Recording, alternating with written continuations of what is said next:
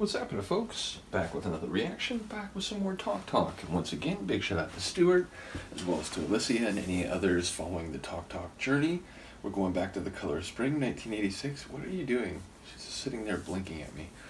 But yeah, we're back with the next tune on The Color of Spring, which is Living in Another World. Well, it's a straightforward concept. Obviously, another world implies the presence of a first or perhaps home or more familiar world. World is obviously used on different scales, a social world, a cultural world, a world of a national culture or like a national political entity, literally another world, where you find yourself in an alien environment. So I feel like it's the kind of phrase which could play out on different scales.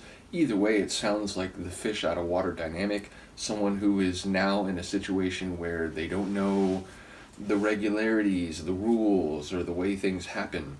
So, along with Luca, we will get ready and we will listen to Talk and their song, Living on Another World, from the 1986 album, The Color of Spring.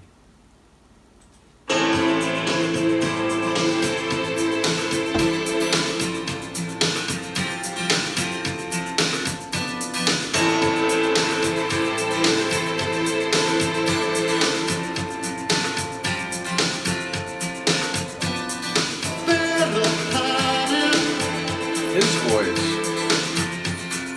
I see people crying.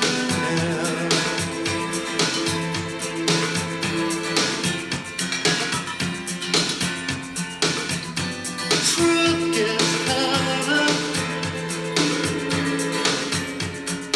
There's no sense in lying.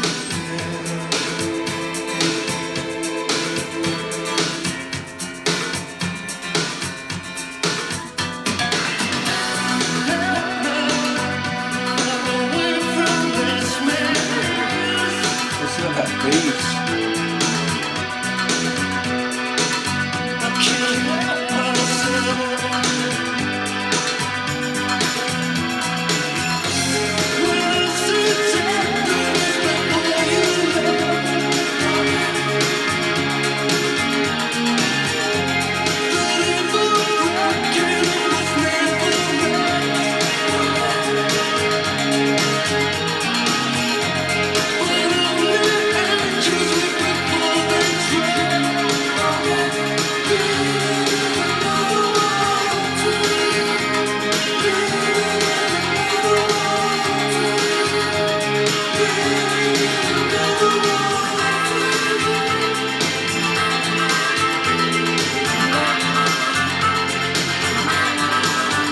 Like a harmonica with effects on it or something. Like the breakdown.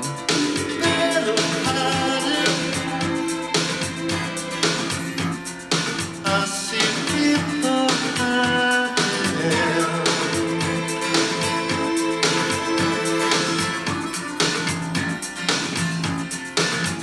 Speech gets harder.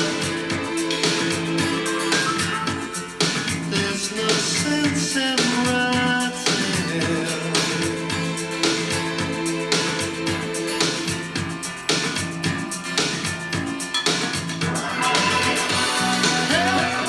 All these little sonic touches.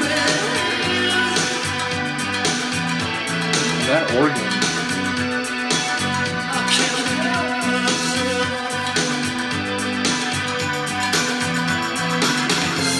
Where is the tenderness before you left?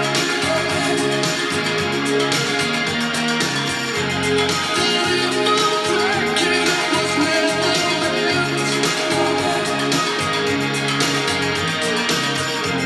But only angels look before they tread.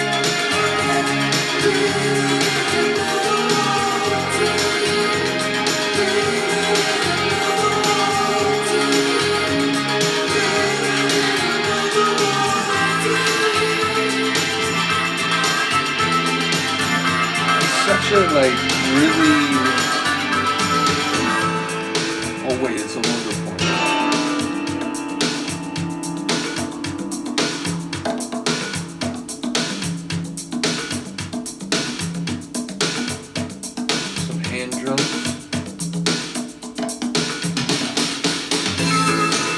just toms.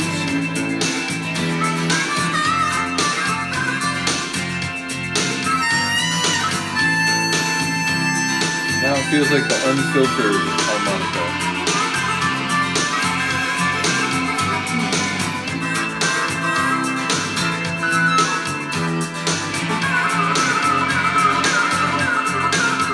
Trilling on a harmonica.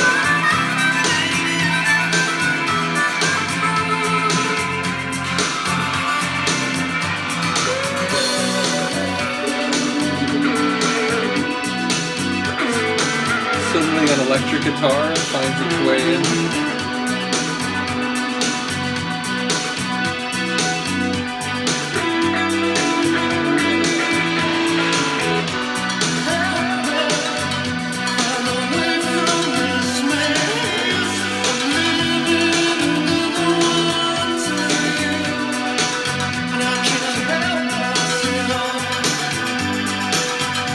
That line I'm still not sure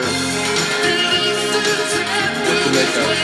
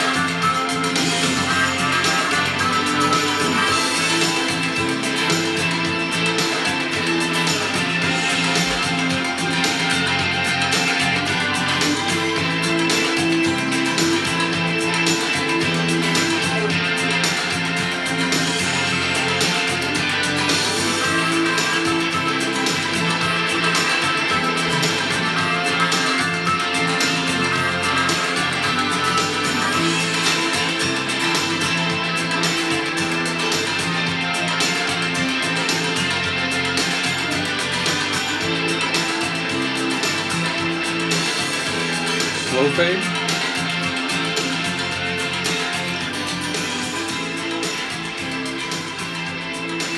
It's crazy. It's number one. This is like the slowest fade I've ever heard in life.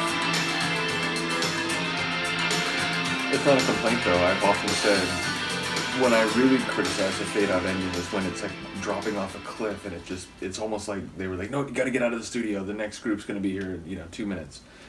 But no, that was a very long fade. But it's as I've been experiencing going through now an album and more or less a half, they have a really singular, like charismatic blend of like natural instrument sounds and a bit of that synth pop 80s flavor. So it's like, again, it's interesting to me when you use some genre titles where it's like, synth pop or like synth rock or pop rock, and it's like, some of the groups I'm going through, one or more of those labels could certainly apply, definitely over the course of their discography or even an album, never mind in some cases like a single tune. But what is meant by those labels, like as my brain hears it in the individual cases, like the configuration, it's always a little bit different. It's always like, well, yeah, it's synth pop, but it's not the same synth pop as their synth pop or the same as their synth pop. So either way, another one where Hollis's vocals just sound like incredibly pure and elegant. Like he just has a very like smooth, I don't know if that's the right word, but just a rich, I guess is a better word, like a very rich quality to his voice. And yeah, enjoying the acoustic guitar as it's going along, and then as I said, it gets to the later section and we get this very targeted and powerful with little motion electric guitar. That organ, especially those keys where just, it holds a long like chord and then it goes to a higher chord and it holds that. I enjoyed the organ layer of the tune. So yeah, fascinating composition. Felt like a longer one, felt like maybe over 6 minutes. I apologize, Luca. Yeah, I think it is. Luca's just gonna make this difficult because all day while I've been shooting video, she's been in super like floppy purring cat mode, which is adorable, but it makes me feel guilty for like moving around and picking her up and so on. So I think that says it's over 6 minutes, maybe like 6.5. And yeah, it felt like, you know, it could be an extended mix or like a 12-inch mix. It kind of had that feel to it. So yeah, another cool tune. Once again, shout out to both Stuart and Alicia and all the other people who've taken an interest. I still think, like, it's funny. Every time I go to listen to a Talk Talk tune for a reaction, or even when I've listened to a couple of the tunes, you know, repeatedly over time, I do think of a joke that Cindy made when we listened to It's My Life, and she just put, "I'll never forgive Gwen Stefani," or something to that effect. And I was like, you know, now that, oh right, Izzy mentioned that they covered this and so on, I've since heard it, and like, you know, I don't think I heard it back in the day. It sounded familiar, but I think it's because I just knew the original. But it's amusing to me. So now every time I think of Talk Talk, I think of like, I don't forgive Gwen Stefani. Like, even though again, it wasn't my line. In any case, I am enjoying the journey through their music, and ultimately, again, Hollis's vocals, they have a very special quality. So shout out to him. And yeah, Luca, let's see what we can do here. Let's see if I can make you realize that you should just shift over into the seat. Yeah? What are you thinking? Are you thinking? I think she's thinking. Yeah, she's got it. And you'll be happy, Luca. It's like a warm seat, right? Maybe she's over it. Now you gotta get a big stretch. Well, in any case, shout out to all the folks sharing the music with me. You are greatly appreciated. Let me know what you think of this tune, and I will see you next time. Peace.